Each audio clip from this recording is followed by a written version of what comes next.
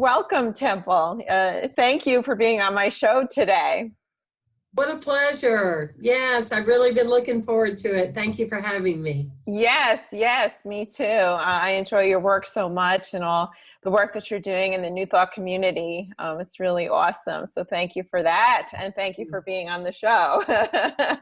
Thank you. Yes. Now, Temple, you discovered at an early age, like around 5, because in your book, When Did You Die? And we'll discuss that a little bit more, but that you discovered that there was a spiritual element to life.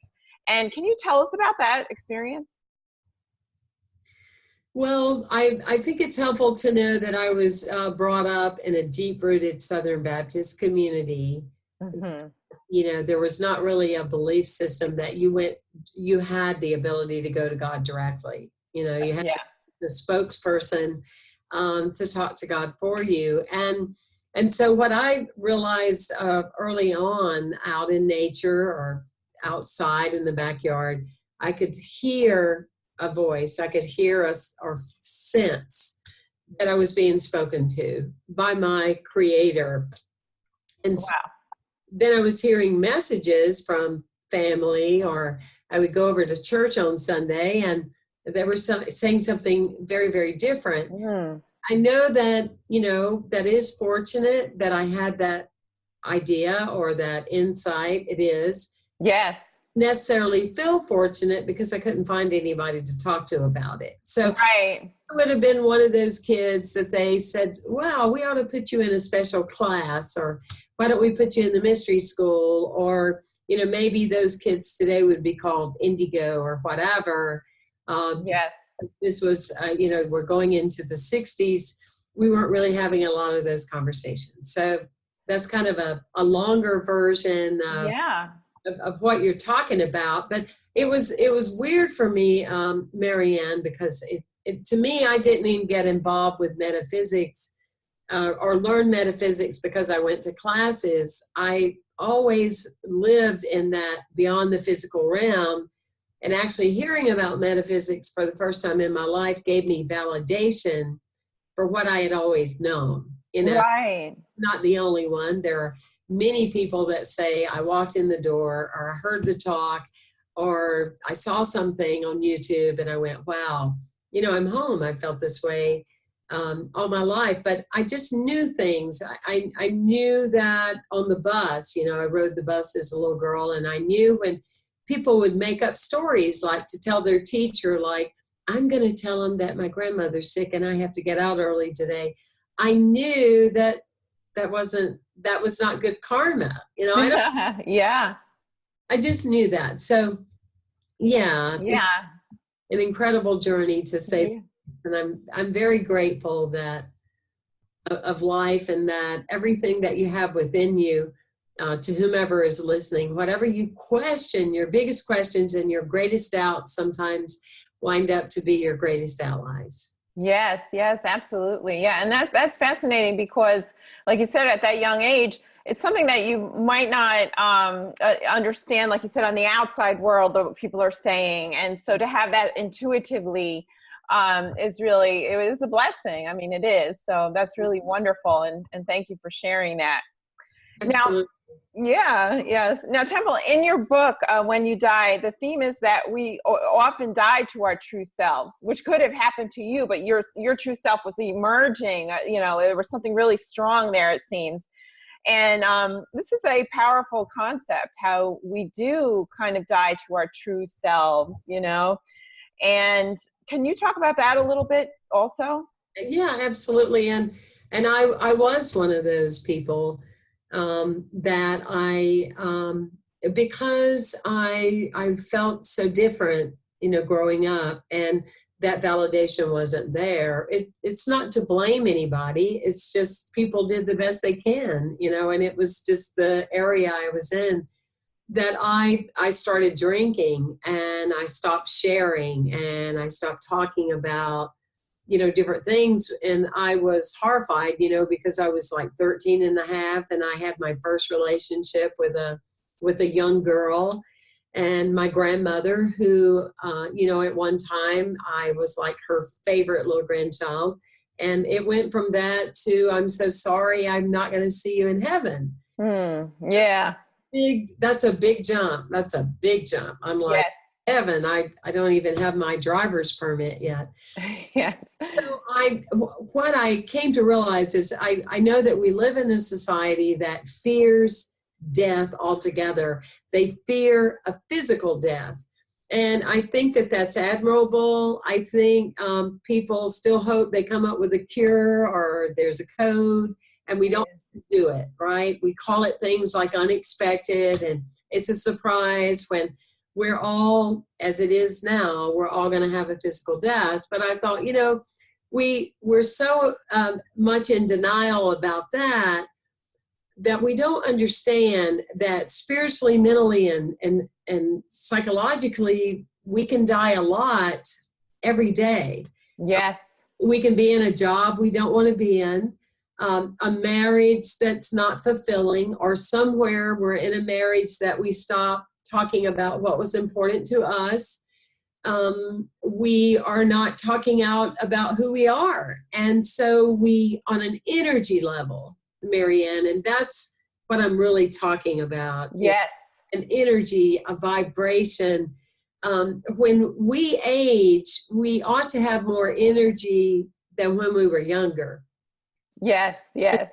We are able to make a distinction to what's important. We're able to decide where we need to give our attentiveness to. We don't fret. When I was in high school, I spent all summer, concerned if somebody liked me or not. Now I need to know that within the first couple of minutes. Yeah. We change. Yes. But we have it backwards, I feel. Yeah. In our society, that we don't make the distinction between, there's a big difference between aging and growing old. Aging is natural, growing old is not. It's a choice. Right. We ought to be younger. We ought to have more vitality as we add the years to our lives. Right, right. Yeah, that's a great concept because we're actually living. It's more life and longer. It's living, and the idea of living and dying. What are we doing? Are we living or are we dying? With time and age. Yeah, it's like there's a statement that said some people live 100 years and some people live 1 year 100 times. Ah, yes, right? Exactly. And in your book, you discuss the idea of dying from lying, and I have a little quote here. It says, "Dying from lying," and I believe that that's powerful too, and that's exactly how we do die. I think a little each day. When we're not being ourselves, or when we're not being honest with ourselves with how we want to live, or like you were saying, in the bad marriage, or in a job, or whatever it is, or even in your case, being younger, your grandmother saying something like that. This is like and telling yourself that that's true is a lying or denying to yourself, or just so many times we lie to ourselves that we're happy, or we lie to ourselves that we're not wonderful and great, or this and that. And that is a form of dying too, is what you say. You actually say dying from lying. Absolutely. And, I think if people would just focus on that every day, yes, it would greatly change their lives, for you to be aware of what you say and why you say it. For example, to go up to somebody and say, I'm so excited to see you again, when you don't really mean it. It's those kind of things that we just say, and they're not really true statements. Certainly to say hello, how have you been? But don't say, I'm so excited to see you, if you're just chatting, Yeah. So be authentic. It's a big exercise to be aware of the things that you say that you don't really mean to other people. That's for sure. That's one thing. The other thing are all the sayings that we've adapted through the years, through environment or culture.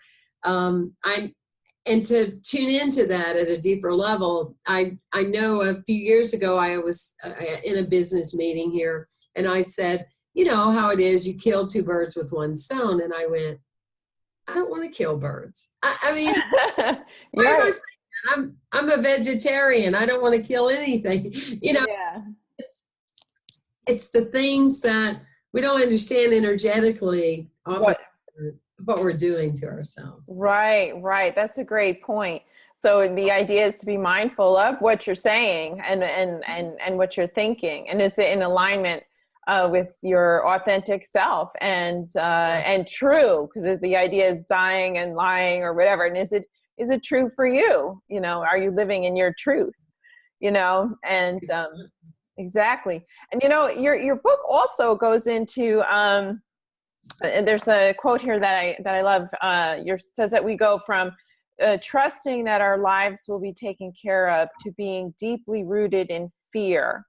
And I think that's kind of related to this, because sometimes we lie to ourselves or this or that because we're afraid. We're afraid either to be authentic or we're afraid of that sinful stuff or whatever it is, like that we're told. You know what I'm saying? Like we get fearful, but we will be taken care of. But we know that on some level when we're younger, and we've somehow become so deeply rooted in fear.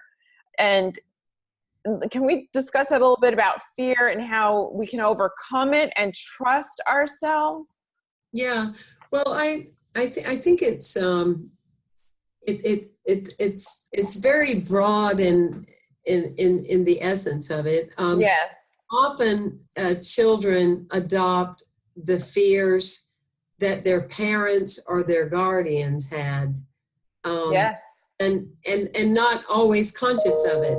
You know, I mean, some in counseling and doing soul retrieval and shamanic stuff with people, they might be 30, 40, 50 years old and go, oh my gosh, I'm still responding to that thing. And I've been afraid to move forward because, well, you know, because my mother was or my dad was, and I just came to this aha moment. And I think that's important, is that we have a tendency often to just put things under the carpet, if you will. Yes. If you have something that's stopping you and you really feel like, I'm afraid to move forward, don't just keep making that an ism. Be willing to invest the time and say, why do I think this is true?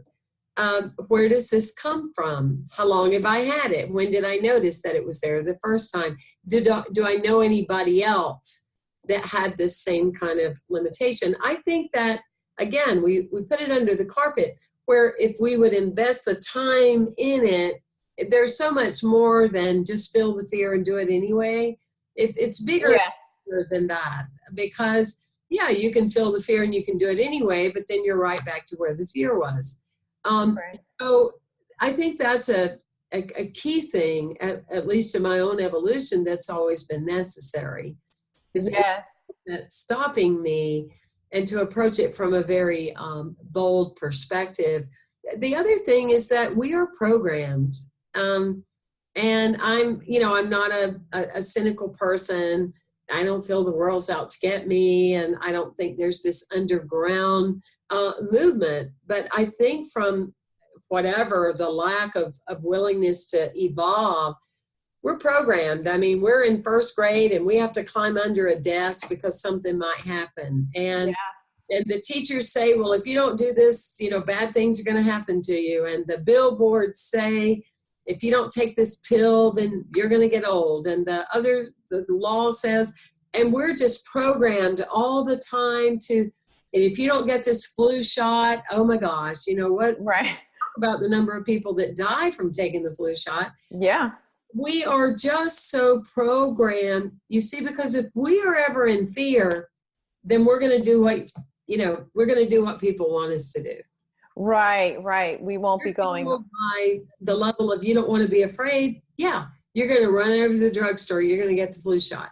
If you're afraid that something's going to happen to you, and goodness, something could happen to you, then you're going to take whatever pill they tell you to take and never look it up and never question it and never wonder if it's causing side effects that are worse than what you started with. True story. I went to visit a friend of mine that was in ICU.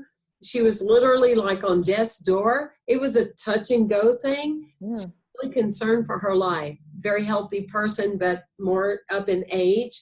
And they sent her to the pharmacist to get these pills, okay, for her to take when she gets home. Do you know what it said with the big bone and skull thing on it? Tell me. These pills may be fatal. Oh my gosh. Yeah. Yeah. Are you kidding me? Right. And you think we're going to take it? Right. Exactly. Some people would. Right. Out of fear. They've been programmed. Right. To do what people tell them to do. I think it's great to have knowledgeable people. I'm excited about the new movie you have out. I think that we owe it to ourselves to be open to learn and expand. Yes. Be clear always what steps we're taking and why, and what is the driver. I call them in the book, they are they're the influencers in our lives. Yes. Yes. Getting us to do things without really thinking for ourselves. I get D, okay, so forgive me. No, you're fine. No, it's fine. This is awesome. This is awesome. Yeah, I think that we have to cultivate that trust in ourselves, and that kind of will help with the fear when you get fear-based, and to trust in ourselves as divine emanations of spirit or of God, or that spirit's on the scene, and then if we can trust that essence, that presence, then there's really, we don't have to be fearful. So I think that's helpful too. Yeah, from the get-go, I mean, people that don't get there's a creator, I find that baffling. Where did they think they came from? How did they think they were breathing this morning when they woke up? The heart was beating.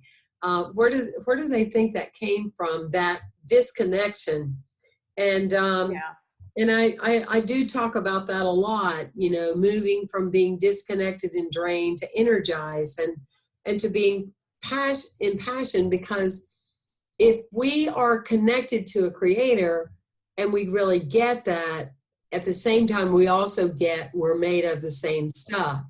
And if we get that we're made of the same stuff, how can you not trust it?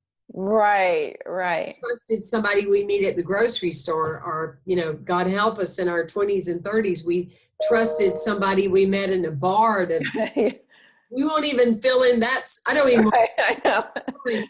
Somebody we've just met, and we'll give them more trust than we'll give to the energetic presence and principle that gave us life. That doesn't make any sense to me, because ultimately, if you're connected to a spirit that made you and you are made of the same stuff, what you're really saying is, I don't trust myself. Right. That's right. So we have to cultivate that awareness. And that was great analogy. And in your book, you also say that we are made to fly. You actually say that, which is, of course, the opposite of fear. And then we say that we know that the opposite of fear is love. And perhaps we can discuss that a little bit, the power of love that we must rely upon. And I think that, we don't realize that we are made to fly. And your book kind of literally just says that. So any thoughts on that? Yes. Well, I think what comes to mind is a thought I've been thinking about lately. It's kind of like you go to a restaurant and the person that you're with, you talk about your favorite foods, and the person will say, I love ham sandwiches. And out of curiosity, I'll go, what do you love about them? And they go, well, I don't like bread, because of the carbs. And I don't really like mayonnaise and mustard. And I really don't like dill pickles, but well, I like the ham. and so people will say, I love my life. And yet, if you talk to them long enough, it's like, well, what do you love about life? Well, I don't like gay people, and I certainly don't care for Black people, and I don't like white people, or whatever person it happens to be, and I don't really like this, and I don't. So then it's like, why did you ever say that you love life? Why did that person ever say they love a ham sandwich if they only like the ham? You know, right. Because everything is life. Everybody is a part of our life, is a part of life. Everybody and everything that is alive is an extension of what you would love about life. You cannot really get the value that life has to offer you if there's so many things that are living that you don't like. There's huge energetic. It's a disconnect. Yeah. Right. Definitely is that going on there. Yes. Yes. Because there is one thing going on, and that is spirit, the life of God or spirit. And nobody is excluded from that, of course. We're all loved equally under the law or under spirit. Absolutely. No doubt. Yes. Amazing. Yes.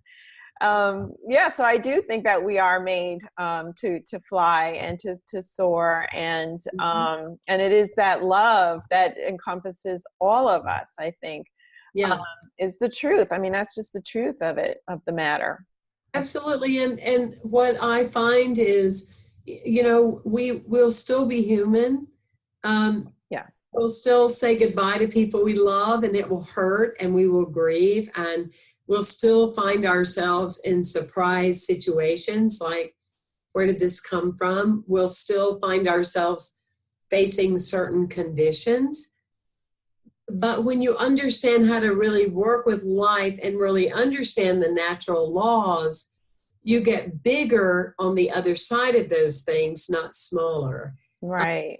You become more immense in the depth of yourself and your heart, not rigid and closed and unwilling to love again, unwilling to care again. It's a whole different way of working with a life system. It's not about, and I think that is a misfortune or a malpractice on behalf of New Thought, is that too many people talk about it and they never really understood it.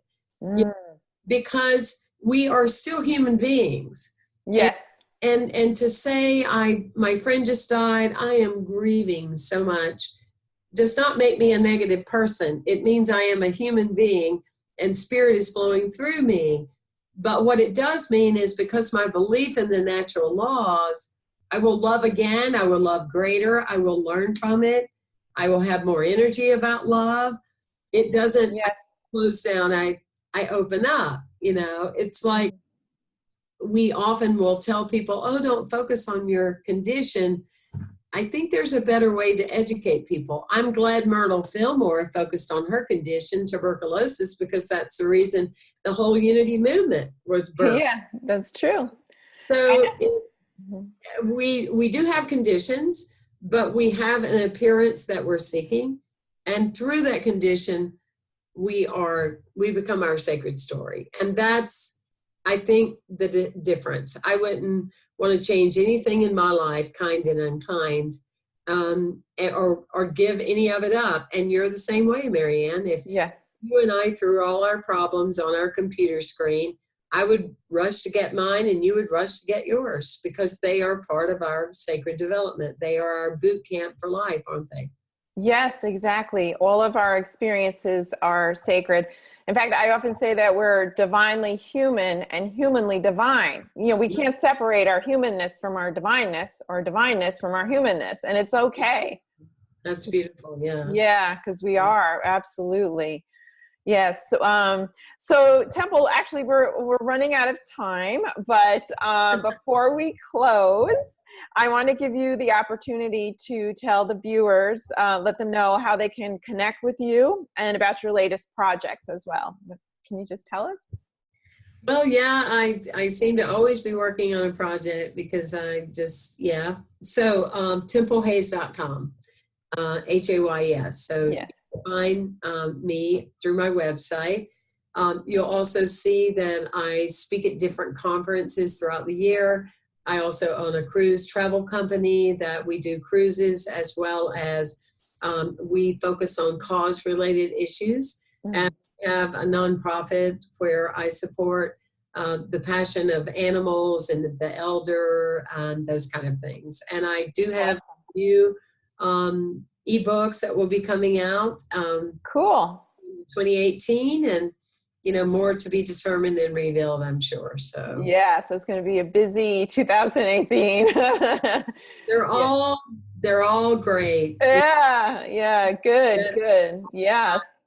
Every time there's a child's story about hunger, every time there's somebody that dies for no reason, every time my heart hears a story or there's a massacre or something, I am more ready to get up and get out there. Yeah. Before, and I know you're that way too. And yes. And God bless the amazing work that you do, Maryann. And yes, thank you. Thank you. You too. Amazing. Thank you for your work. And it's just amazing. And it's such a blessing to speak to you. And I know that the show is going to just inspire a lot of people around the world. So it's wonderful. So thank you for what you're doing. Yes, thank you. Thank you for taking the time. Thank you. Absolutely. Okay. All right. Bye-bye.